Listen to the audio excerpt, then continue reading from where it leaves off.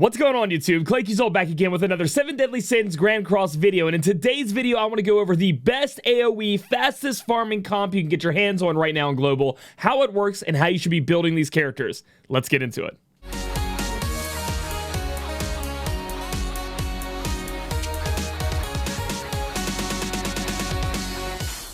So when you guys are in Grand Cross, you're getting your red demon team ready, your PvP team, your story clear team, but do not lax on your clear teams, your AoE farming teams, the teams that's going to get you in there, get you out of those battles, and get you those goodies like experience potions or the gold and everything you need the fastest. And I think right now this is the best combination of units we can use besides the sub spot. We'll talk about that in a minute. That's just there for the combat class thing. These 3 units in the front are the best combination you can put together. We're going to learn about pierce rate and why that's really important with this team, and what each of these units can do. So from left to right, we have SR Blue Vinehite. I hope I'm saying that right. I, honest to God, don't know how to say his name. I'll call him Robin Hood.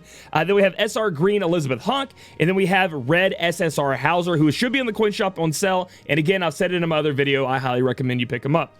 So we're going to learn how they synergize together. We're going to go over each individual unit, why they're good, why they work in this team comp, and then go over their equipment choices that I have on them right now. So first up, let's look at Robin Hood, so I don't have to say his name wrong and everybody get mad at me about it. So Robin Hood's going to come in here, and first thing he's going to do is give us a great, unique passive to the team. Increases all allies' pierce rate by 8% at the end of every turn, stacking up to 5 times. Now, if you guys ever want to know what each of these abilities do, when you're on this character page, click this little down arrow to click this question mark. You can actually go in and read what, crit resist is, what recovery rate is, what pierce rate is, and that's what we're talking about right now. Pierce rate, a value which deals fixed damage equal to a portion of the damage dealt. It's a damage multiplier, essentially. The more pierce rate you have, the more it's going to add to the end result of your attack damage, of your attack that you do with your skill, and then it's going to compound on top and do a bunch of damage, right? So pierce rate is very important to have built up on a lot of units, and you'll see as we look through these units, some of these units, like the one we're looking at right now in Robin Hood,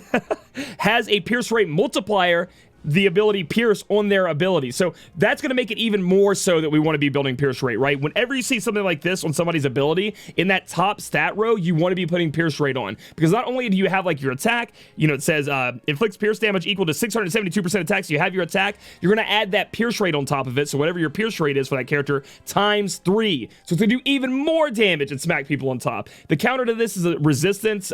It's a way to like fight against pierce damage, but most of all, you want to be focusing on this pierce rate when you see a unit have this, little pierce ability added to their skill that you're using. So going through his skills, we do have a lot of AoE here. Again, that's what we're trying to do with this comp, AoE. So his flash arrow, when it's at the 3-star, we'll just look at that because that's going to be like the massive end result you can get. It's going to do some AoE damage and disable attack for 2 turns. Now this is going to be great for PvP if you want to try them out PvP. Disabling people's attacks can get super annoying, but mostly when you're going through these farming stages, you're trying to clear them as fast as possible, like we're talking about. If you can disable their attacks, it's even better because it gives you less of a chance. You don't want to be putting on auto farm and go to make your breakfast or go to make your dinner and you look over and you've died, right? So this makes it so that you don't die as often and really helps you get through the stages without much of a worry and needing a healer or something like that. His next skill is going to be a death arrow, removes stances from all enemies. So this is going to be great if you go against maybe a Green Meliodas or in PvP. You can get rid of his counter. You can get rid of other people's stances, throughout the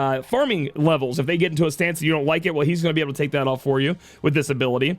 And then inflicts damage 180% of attack, so that's going to just be more AoE damage to take people down. And then like we just talked about with his ultimate, inflicts pierce damage 672% of attack on one enemy, which is pretty high for that. That has been increased. As you see, I have it at level 3. I am feeding him his ultimate coins. And then also, again, it is going to be stacked on top with that pierce damage with the times 3, on top of the fact that he's going to be giving you guys 8% here at the end of every turn. So as you go through, you're going to be getting even stronger and stronger each turn that goes by.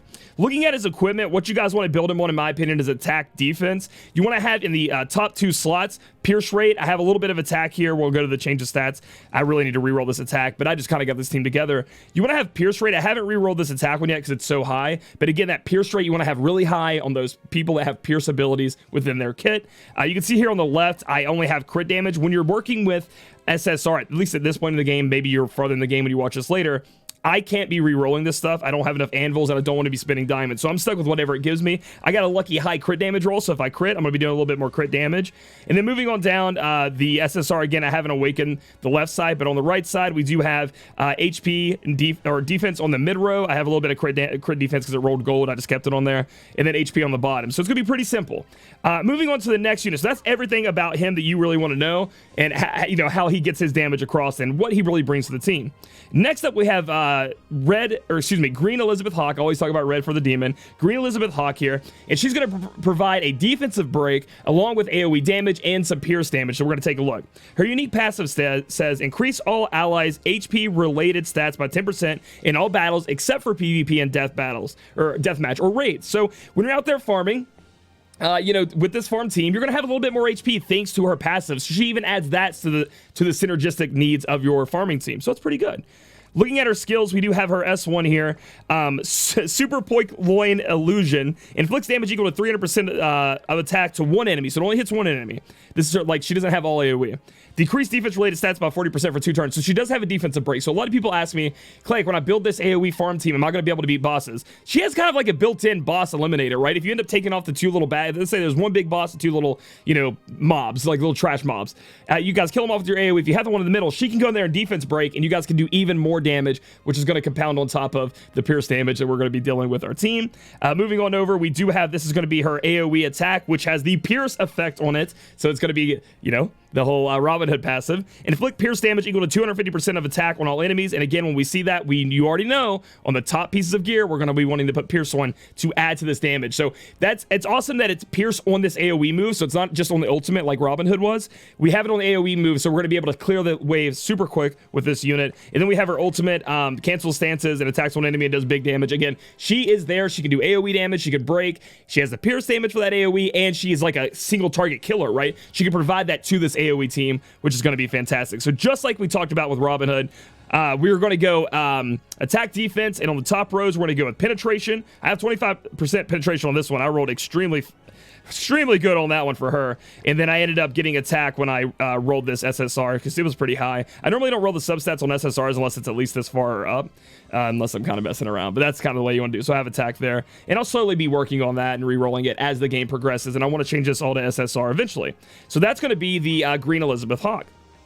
Moving on from her, we're going to look at the big man himself, Red Ssr Hauser, again in the coin shop. Very, very nice unit, not just for this AoE team, for PvP as well. He can actually dish out that AoE damage, and his ultimate's pretty sick, and he's kind of quite tanky to be able to live through a little bit of a stone wall for some people out there when they're playing in PvP. So looking over his unique passive, increases human allies' basic stats by 8%. Now that's going to apply to, we have Hauser here and Robin Hood, but it will not apply to Elizabeth Hawk because she's like unknown or goddess or something like that. She's goddess. So that's not going to apply to her, but it will apply to a few other people on your team. So it'll be, Robin Hood here as a human. So not exactly super all the way synergistic, but still adding stats that you may need when doing battle. Moving on through his abilities, we do have his first skill that has pierce rate up on it. Inflicts pierce damage equal to 250% attack on all enemies, so an AoE pierce move. Fantastic, as we've talked about. I don't really have to reiterate that again. And then we have an ability, inflicts sever, damage equal to 250% of attack on all enemies, and it makes your crit chance 2 times increase. So maybe in a world we might want to take some pierce damage maybe and add some crit chance or crit damage in there. For me, when I'm looking at this with the way this team is, with the way that Robin Hood's going to be buffing up by 8%, Vine Heights is going to be putting up by 8%, I am going to be sticking to pierce damage on the top row for my Hauser so he does as much damage as possible. And then checking out his ultimate, inflicts damage equal to 350% of attack on all enemies, decrease skill ranks. So like again in PvP, when you're against people and you use this ultimate, it's going to take their skill ranks down on their cards. It then depletes the ultimate move gauge by the number of skill ranks decreased. So you can he's even an ultimate pusher back. So he pushes the ultimate back along with the skill ranks going down, as long as they have some skilled up cards in their hand, which most of the time they do. And it does some pretty decent damage. It's not doing insane damage like Blue Diane from the story or anything, but it does do decent damage for what you want. And then like we said with everybody else, we are going to want to take a, and I got lucky on this SSR roll for the pierce rate. You're going to have the pierce rate up top, roll it all the way down, get as much as you can, reroll, and then you're going to have, defense and HP at the bottom, because essentially, with not using attack percent in a lot of these substats, we are going to be taking a little bit of a hit to our combat class. So we want to make sure we have combat class in the other areas. Maybe even need to eat food sometimes to make sure we're always going first. But that's pretty much the team right here, guys. It is an extremely fast clear for a lot of things. Once you start getting them awakened, you start getting the correct gear on them. But there's one last spot I wanted to talk about in this guide right here and show you guys. So I have my king here to help me with my combat class, right? But what I want to eventually get to is using this R unit. Let's see if I can find it right here.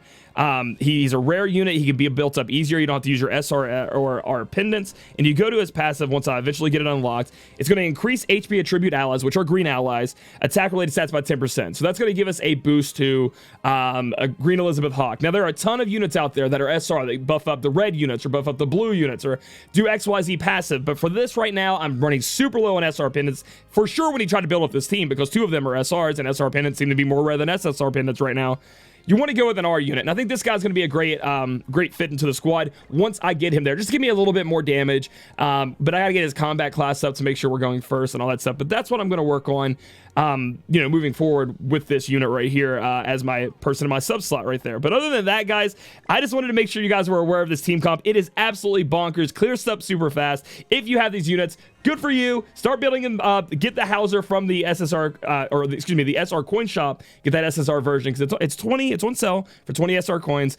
That's what you should be picking up, and then go to town farming with this. So if you guys like this video, give it a thumbs up. Comment down below how you feel about penetration rate, and if you're going to try to build this team, or if you have any suggestions for an AoE team, I'm down to listen. Subscribe for future content. Follow me on my Twitch channel, twitch.tv/Claic Yuzolt, and I'll catch you guys in the next video.